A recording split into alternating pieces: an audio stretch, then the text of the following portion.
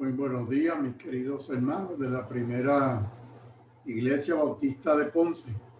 Te habla el hermano Joaquín Lavoy para compartir contigo la lección en esta mañana. Seguimos con el libro del discípulo. Estamos en la tercera unidad, Visiones de Esperanza.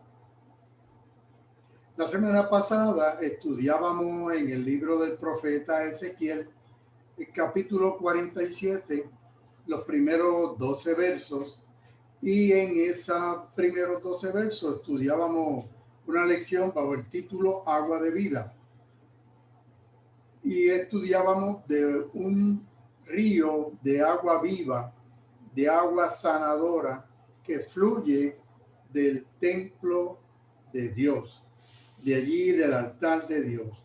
Y en esta mañana vamos a terminar ese capítulo 47 y la lección se titula Un nuevo comienzo.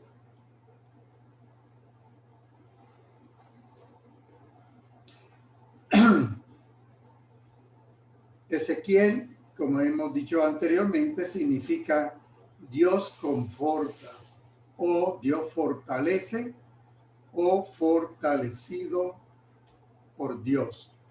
El contexto de la profecía de este libro escrito por este hombre de apenas 30 años, profeta Ezequiel, que él sirvió en el exilio durante un tiempo bien duro para el pueblo de Israel, cuando fue deportado a Babilonia.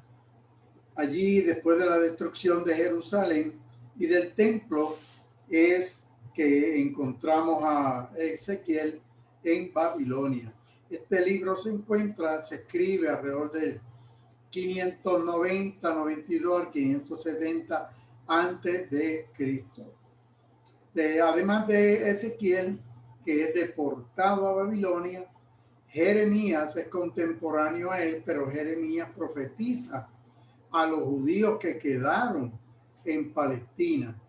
Y el otro profeta contemporáneo es Daniel, pero Daniel profetiza también desde el palacio en Babilonia. Por eso tenemos aquí a Ezequiel, a Daniel y a Jeremías, son los tres profetas contemporáneos. Israel ha sido llevado desde Jerusalén aquí a Caldea, a Babilonia, a donde habían sido deportados del reino de Israel, del reino de Salomón y de David. Lo que quedaba era el reino de Judá, que es el reino del sur, y Jerusalén es su capital, porque el reino del norte, con las 10 tribus del norte, ya habían sido arrasados por el reino de Asiria. Así que Jerusalén es llevada a Babilonia, y allí tenemos entonces a Ezequiel profetizando. La semana pasada en Ezequiel, capítulo 41, verso 1, hablábamos de una agua que fluye desde el templo. Dice que luego que el hombre me hizo volver a la entrada del templo, vi que salía agua hacia el oriente, hacia el sur del altar. Y esa agua provoca una creciente experiencia de profundidad y de poder en ese río. Y es una analogía con una creciente experiencia en cristiana. Cuando venimos a Cristo, experimentamos que poco a poco vamos profundizando y vamos asimilando el poder de esa agua de vida que significa el Espíritu Santo en nosotros. Es una experiencia progresiva. Mientras más profundo, mejor. Y el verso 3 de ese capítulo 47 dice que este hombre medía, el hombre de bronce, medía la profundidad, que al principio me llegaba a los tobillos, luego a las rodillas, luego a la cintura, según vamos profundizando en el Evangelio. cuán profundas son los misterios, hasta que llegamos a un lugar que ya no se podía cruzar el río, sino era nadando. Aguas para nadar. Boga, mar adentro.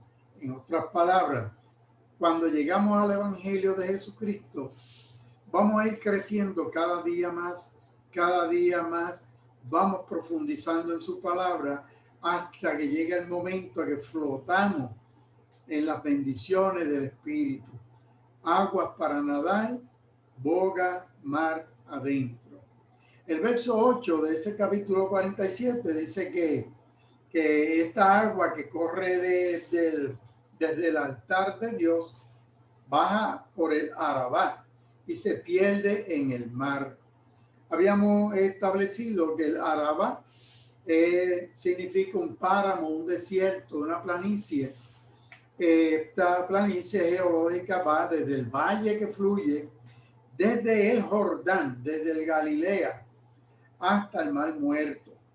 El mar aquí es el Mar Muerto, el Mar Salado, que en realidad es un lago de agua salada. Aquí los tenemos, Mar de Galilea, que es un lago de agua dulce. Corre el río Jordán, que desemboca en el Mar Muerto, que es un lago de agua salada. Aquí está Jerusalén y aquí está el mar Mediterráneo. Este es el Arabá. El Arabá corre, esta planicie corre desde Galilea, desde el lago de Galilea, prácticamente hasta el Mar Rojo. Aquí, este es el Arabá, y aquí Acaba o Acabá, que es el donde termina esas aguas en el Mar Rojo. Dice el verso 11 que hay pantanos, hay lagos, lagunas que se van a quedar de agua salada. Van a seguir siendo salinas porque no todo el agua va a ser convertida en agua dulce, porque la sal también es importante. La sal se utilizaba mucho en el templo, o se utiliza en el templo para los distintos sacrificios de los animales. Esta es una vista del Mar Muerto. También se le conoce mar de sal o mar de Arabá. Y estas son ejemplos de las salinas. Estas son piedras llenas de sal. Dice que la tierra se refrescará mediante las aguas salutíferas del río que brota del altar de Dios. Todas las bendiciones, mi hermano, todas las bendiciones de Dios deben comenzar en el altar. Y no estamos hablando del altar de la iglesia. Estamos hablando del altar de Dios. De allí es que brota todo el agua como río abundante. De allí es que brotan todas las bendiciones. Y Ezequiel trae esta ilustración donde dice que esa agua, esa bendición que brota del altar de Dios es con un propósito: la sanidad de la tierra, de nuestro planeta Tierra. La bendición de Dios sobre la tierra que él escogió entonces en este pedacito que escogió para Israel. Pero la bendición del altar de Dios es para todo el planeta Tierra. El texto bíblico entonces en esta mañana es terminando el capítulo 47 y vamos a ir del verso 13 al verso 23 y vamos a incluir algunos textos del capítulo 48, que es el último capítulo del libro de Ezequiel. El título de esta porción es División de la Tierra. Como la tierra que fue ofrecida en promesa a Abraham, a Isaac, a Jacob, llega de que sus hijos, los descendientes de ellos, iban a heredar esta tierra. Llega el momento que tuvieron la tierra, la conquistaron, tuvieron reino de Saúl, David, Salomón. luego se dividió el reino, luego las 10 tribus del norte fueron arrasadas por Asiria, y luego las 2 tribus, la de Benjamín y la de Judá, que son las tribus del sur, ahora son llevadas a Babilonia. Y allí en Babilonia, Ezequiel visualizaba la restauración de la tierra de Israel. Él tiene estas visiones de que, según Jeremías, tiene la visión que en 70 años iban a volver. Ezequiel tiene estas visiones de que esa tierra de Israel va a ser restaurada. Y aquí, en estos versos, él contempla una posible reubicación de estas 12 tribus. En el análisis de la escritura entendemos que en el verso 13 nos habla que la herencia y la repartición tienen que ir juntos, que la tierra tiene que ser compartida, que no puede ser para nosotros solamente, y que esa repartición tiene que ser equitativa. En Ezequiel 47, del 14 al 20, vamos, Ezequiel, en esa visión, Ezequiel pasa revista de los límites generales de esta tierra prometida. El límite norte sería cerca de Damasco. Damasco es la capital de Siria. Damasco, igual que Jerusalén, son ciudades de las ciudades más antiguas que todavía existen. En el límite norte está esta ciudad en Siria. Por el este tenemos entonces una línea que trasciende o baja desde Galaad. Galaad es una tierra bien especial donde se dice que en Galaad hay bálsamo, hay medicina, porque era un centro donde se practicaba mucho la medicina y donde se practicaban el uso de las plantas medicinales, etc. Así que en esa área de Galaad, a lo largo del río Jordán, camino hacia el mar Salado, al mar de Acabá o mar Muerto. Y entonces, luego que llega al mar Muerto, sigue hacia abajo hasta un río cerca del Sinaí y de ahí hacia el mar Grande, que es el mar Mediterráneo. Esta que estamos viendo aquí es las ciudades cuando los israelitas invaden la tierra prometida. Fíjate cómo ellos entonces se reparten. Tenemos, este es el lago de Genezaret o Cineret o de Galilea. Baja por el río Jordán hasta el mar Salado o mar Muerto. Aquí están las cuevas de Qumran, cerca en esta área de aquí, donde se han encontrado los rollos famosos del mar Muerto. Galaad es en esta área. Pues cuando los israelitas entraron a la tierra de Galaad, de Canaán, entraron por aquí y entraron por Jericó. Recuerden que Jericó es una de las primeras ciudades que cayeron. Y entonces, fíjense cómo aquí se asentaron las tribus: Rubén, Manasés, Dan, Neftalí, Zabulón, Manasés, Efraín, Benjamín, Judá, etc. Estas tierras de aquí pertenecen a los filisteos, ¿verdad? Cuando hay esta visión de Ezequiel, no hay ninguna tribu en la Transjordania. Esto se llama Transjordania porque queda después del río Jordán. Este es el río Jordán, así que queda en el área este, al este del río Jordán.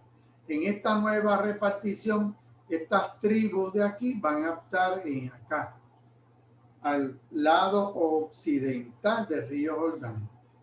Esto es para tener una idea, los reinos de Saúl, David y Salomón. Esta tierra que está visualizando Ezequiel en esta visión, tenemos aquí, no sé si pueden apreciar los colores, pero nada. El más grande, Saúl empezó con un reino pequeño, David lo agrandó, pero Salomón lo llevó hasta más allá. Mira, Damasco, que hoy día es Siria, estaría aquí.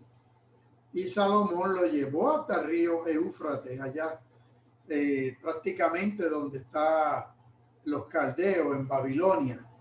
Así que esto es la tierra del imperio que Salomón llegó a desarrollar. Cuando él muere, el reino de Salomón, el reino de Israel, se divide en dos. 10 tribus al norte, 2 tribus al sur. Samaria queda como capital del norte. Jerusalén con la tribu de Judá y la tribu de Benjamín quedan acá en el sur. La nueva frontera que Ezequiel está visualizando en Ezequiel 47, del 13 al 21, es la siguiente. El mar grande es este, mar Mediterráneo, mar nuestro. Este es el mar muerto, mar salado, mar de Acabá, ¿verdad? Y aquí el mar de Cineret, o lago de Genezaret, lago de Cineret o lago de Galilea. Y este es el río Jordán. Pues esta es la tierra que está visualizando Ezequiel. Desde el norte, aquí está Damasco. Desde esta área al norte bajan. Tenemos entonces que el río Jordán y Galaad son la frontera este, llegan al Mar Muerto, continúan y aquí luego llegan prácticamente al Sinaí hasta el Mar Mediterráneo. Este es el área que entonces les tenían que ellos repartir, y para repartir iban a hacer un sorteo. Nótese que habrá una nueva frontera para esta tierra. Como les señalé, en el oeste el mar Mediterráneo, Tiro, Damasco en el norte, baja por el Jordán y el Mar Muerto hasta el río de Egipto en el Sinaí. Esto significa que la herencia nueva está dentro de esta tierra. Ninguna tribu está al otro lado del Jordán. En otra palabra, esto sería, si este es el Jordán, este es el río Jordán, no va a haber ninguna tribu de este lado. Esto es la Transjordania, que hoy por hoy precisamente se llama Jordania. ¿verdad? Hoy por hoy esto es un mapa del área actualmente. Y esto es lo que es interesante, porque lo que Ezequiel vio es básicamente cómo queda constituido hoy el Estado de Israel. Fíjate que ninguna tribu podía estar como inicialmente estuvo con Josué, que eran del lado este del Jordán. Hoy por hoy esta tierra, pues inclusive Galaad, pertenecen a Jordania. Damasco, que pertenecía aquí a Salomón, ahora Damasco es la capital de Siria. Y muchos de ustedes se acordarán en 1973 que esta área hubo la guerra entre Siria y Israel, y pelearon por las alturas, famosas alturas de Golán, una área montañosa, y esta área quedó como zona neutral por las Naciones Unidas. Esto es cerca del mar de Galilea. Así que, porque esto es como decir una frontera entre Siria e Israel. Y aquí está el Líbano. El Líbano, aquí está Tiro, que tanto se menciona en el Antiguo Testamento, ¿verdad? Esta ciudad de Tiro, Beirut, que hoy por hoy es la capital del Líbano, que hace poco, recuerden que hubo unas explosiones allí, ¿verdad? Así que Israel está hoy por hoy, esta es la franja de Gaza, que es lo que queda de los palestinos o filisteos. De hecho, Palestina significa tierra de filisteo. Y esta franja de aquí, que tanto han luchado los palestinos, que de hecho nos toca en la lección de hoy, porque la lección de hoy, el último texto dice que los extranjeros que vivieran en esta tierra tienen que ser tratados como israelitas naturales, como nacidos en Israel. Sin embargo, el Estado de Israel está en una lucha constante con los palestinos y no les reconoce los derechos que tienen los palestinos. La frontera de la nación israelita restaurada se aproxima a la que existían en tiempo de David y de Salomón, que ya vimos. Sin embargo, el área este del Jordán, la Galaad, donde hay bálsamo, y la Transjordania, o sea, más allá del Jordán, no formarían parte de esta nueva herencia. O sea, esta nueva herencia, esta es la Transjordania, ¿verdad? Si este es el río Jordán aquí, que corre del lago de Galilea al Mar Muerto, pues aquí la Galaad y que esto es lo que se llama la Transjordania, hoy por hoy pertenecen a Jordania. Así que en la visión de Ezequiel es correcto que Galaad y la Transjordania no iban a formar parte de esa herencia que Dios les daba. No integraban la tierra que fue prometida a Abraham, Isaac y Jacob. Las tribus no se ubican en el lugar que históricamente ocupaban cuando se dividió la tierra bajo Josué, que es el primer mapa que les señalé aquí. Aquí cuando Josué, Rubén estaba en la Transjordania, Gad estaba en la Transjordania, Manasés, o sea que todos estos estaban en el área de la Transjordania.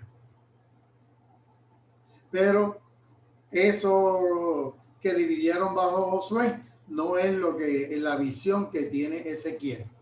Dios haría algo nuevo en esta restauración. La porción central de la tierra alrededor de Jerusalén será reservada para algo especial. El gobierno, pero más que el gobierno, la religión.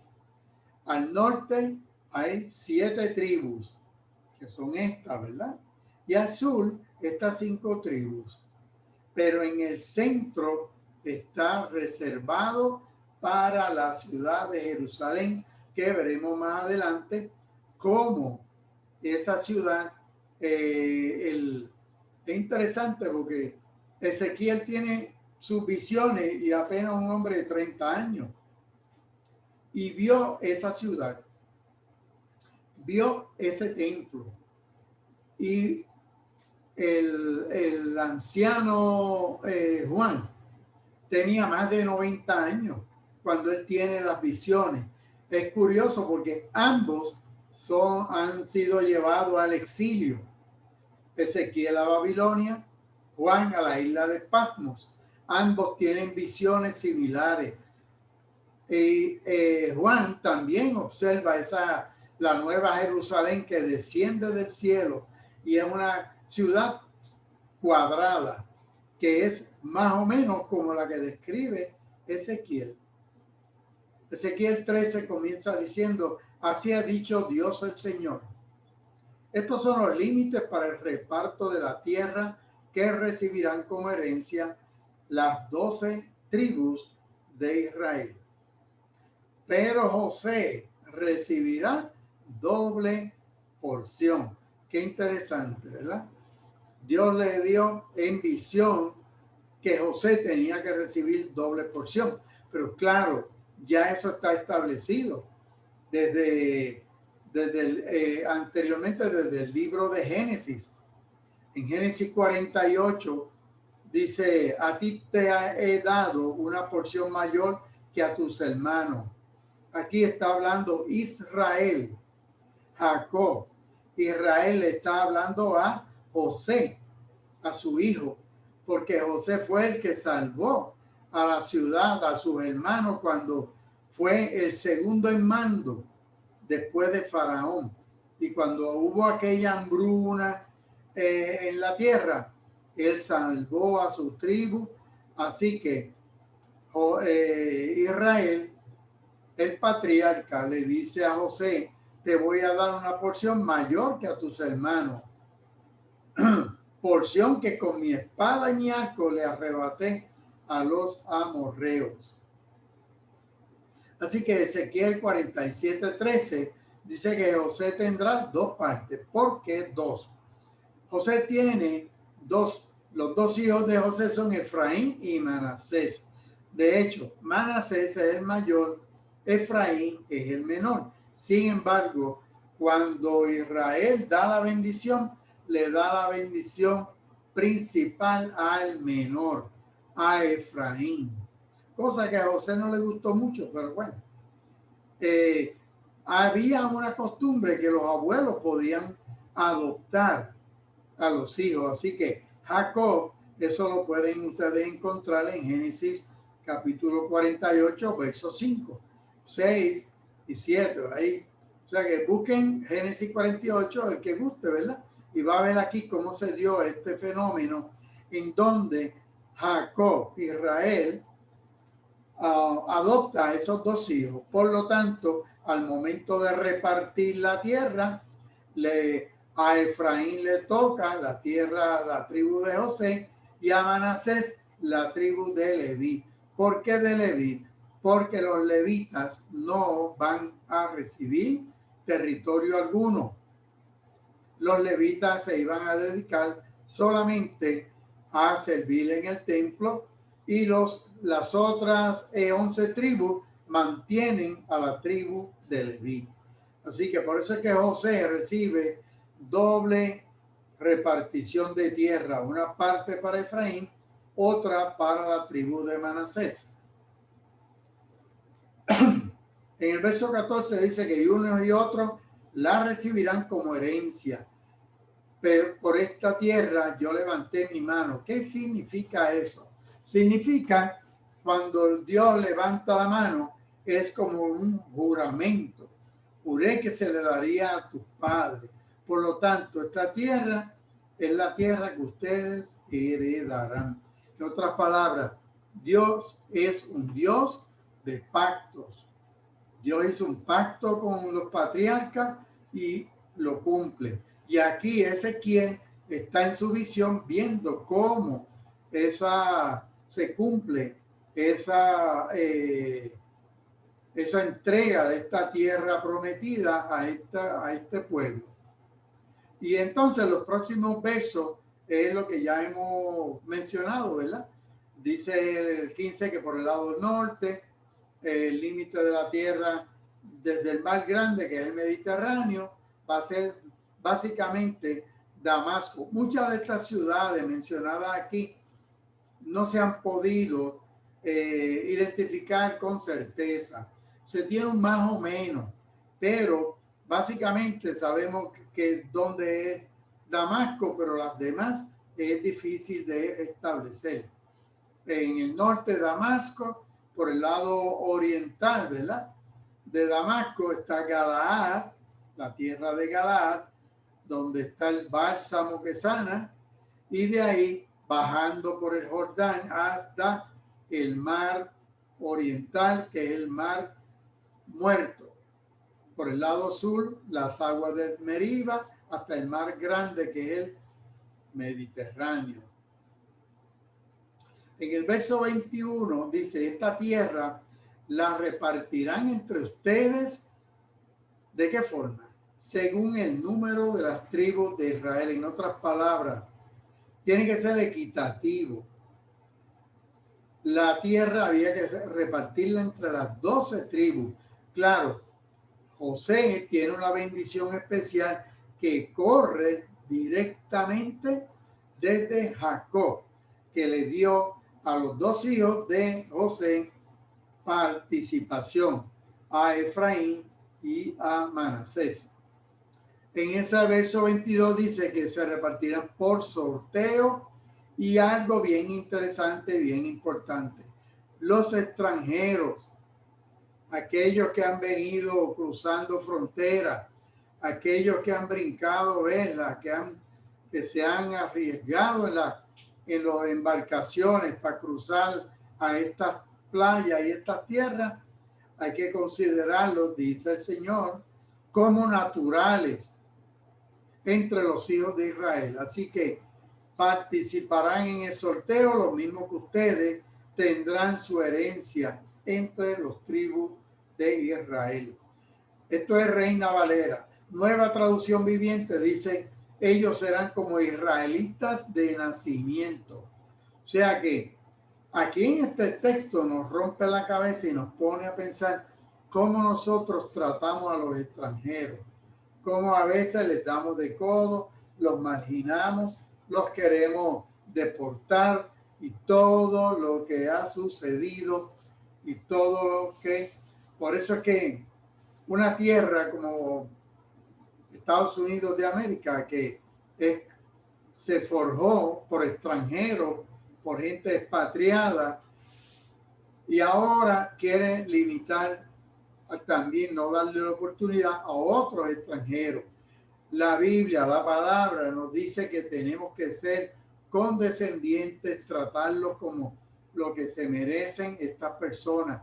No podemos excluirlos, y más aún, si vamos a, por ejemplo, en Ezequiel 47:22, dice que en esta restauración habrá lugar para los extranjeros.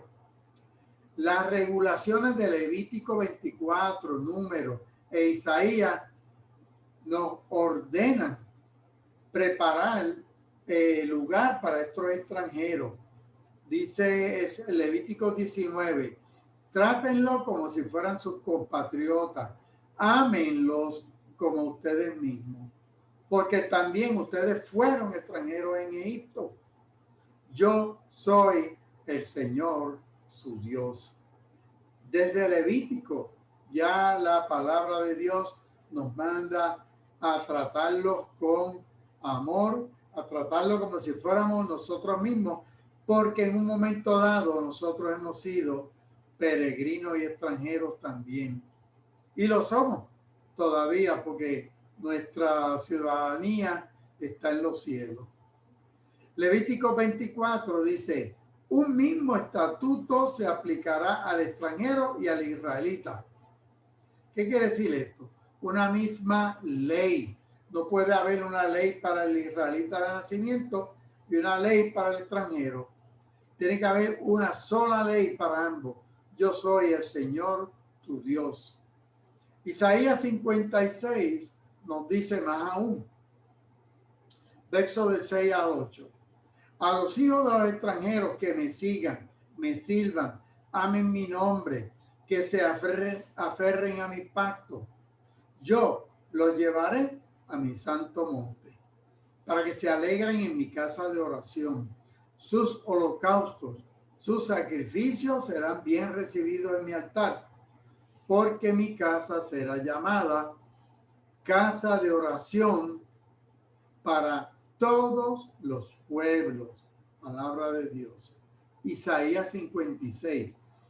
La casa de Dios será llamada casa de oración para todos los pueblos, no tan solo para los israelitas. Y va más allá. Mira este texto de Isaías 56:8. Todavía habré de reunir con ustedes a otros que estoy por reunir. Palabra de Dios el Señor a los dispersos de Israel. ¿Quiénes son estos otros que están por reunirse? ¿Quiénes son estos otros que Dios está por reunir como parte de su pueblo? Llevarlos al santo monte. Pues mira, tú y yo, nosotros somos esos que el Señor dice aquí en el profeta Isaías, que el Señor estaba por reunir. Pues ya bajo Cristo reunió este grupo. Nosotros los cristianos somos ese grupo que el Señor nos ha de llevar a su santo monte. Verso 23. Dará al extranjero su herencia en la tribu en la que viva. Palabra de Dios el Señor. En otras palabras, los extranjeros, según la tribu que tenían, le tocaba parte de la tierra que se le daba a esa tribu. Palabra de Dios, el Señor. Dice Adonai y el tetragramatón, las 4 letras. Ha dicho Jehová, el Señor. O como lo traduce Biblia de Jerusalén, oráculo del Señor Yahvé. Estas 4 palabras no se sabe bien cómo se pronunciaban. Por eso es que Reina Valera y muchas Biblias lo tradujeron como Jehová. Otros, más modernas, han encontrado que la traducción correcta debió haber sido Yahvé. Por eso es que muchas Biblias traducen Yahvé, otras Jehová, otros como Biblia textual se limitan a poner las 4 letras que aparecen en el hebreo antiguo. En Ezequiel 48, del 30 al 35, que aunque la lección de hoy termina el 23, quiero ir a terminar el libro de Ezequiel. Y nada, Ezequiel 48, verso 30 al 35, dice que Ezequiel vio un cuadro de la santa ciudad, que es un preanuncio de la visión que tuvo entonces Juan, de una ciudad cuadrada. En Apocalipsis 21, con sus 3 puertas en cada lado, Juan, el vidente de Patmos, el anciano de más de 90 años, está describiendo esta ciudad. Y aquí Ezequiel, un profeta de alrededor de 30 años, era cuando empezaban a ser sacerdotes, también vio esa ciudad. Dice Ezequiel 48 que estas son las salidas de la ciudad. Por el norte tenía 4.500 cañas, por el lado oriental 4.500 cañas, por el sur 4.500 cañas, por el lado occidental 4.500 cañas, y las distintas tribus que están en cada lado de esta ciudad. Y alrededor medirán 18.000 cañas, y a partir de ese día el nombre de la ciudad será: el Señor está allí. Jehová Shama. Apocalipsis 21, aquí tenemos a Juan, que dice que el Espíritu lo llevó a un monte y le mostró la gran ciudad santa de Jerusalén, la cual descendía del cielo de Dios. Y las murallas, y tenía 12 puertas, y los nombres de las 12 tribus en esas puertas, y los 12 cimientos, con los 12 nombres de los apóstoles del Cordero en los cimientos. Y la ciudad era cuadrada, como la vio Ezequiel. Ya hemos notado las nuevas fronteras de la tierra. Este capítulo explica cómo se hará el reparto a las tribus durante la edad del reino. Las tribus estarán al oeste del Jordán. La nación no tendrá más divisiones, pero las tribus poseerán franjas de tierra a lo largo de la nación, de este a oeste. 7 tribus en la parte superior, 5 tribus en la parte inferior, y una porción en el medio que se llama la porción sagrada en el área del templo. En otras palabras, siempre la porción sagrada tiene que ser central. La porción del templo de Dios en tu vida y en mi vida tiene que ser central. No puede estar en las esquinas. El centro de tu vida, el centro de mi vida, tiene que ser ese templo sagrado de Dios en tu vida, en mi vida. Y eso es lo que nos está señalando Ezequiel aquí. Esa porción sagrada está en el medio. Las tribus estarán allí. Dios también estará allí. Y el nombre de la ciudad será Jehová Sama, o Jehová está allí. allí. Ustedes puede que cuando lean, lo lean en... Este es el último texto del libro de Ezequiel, 48:35. Reina Valera, a lo mejor ustedes no encuentran, y lo que dice el Señor está aquí. Reina Valera, por ejemplo, del 2000, pero Reina Valera 1909 traduce Jehová Shama. Nueva traducción viviente, el Señor está allí. Nueva versión internacional, aquí habita el Señor. Versión oro, habitación o ciudad del Señor. Así que, o la Biblia textual, el tetragramatón, Shama, o Sama. Así que Dios está presente. Que tú y yo seamos habitación de Dios. Que el Señor esté presente en tu vida. El Señor está aquí en tu vida y en mi vida.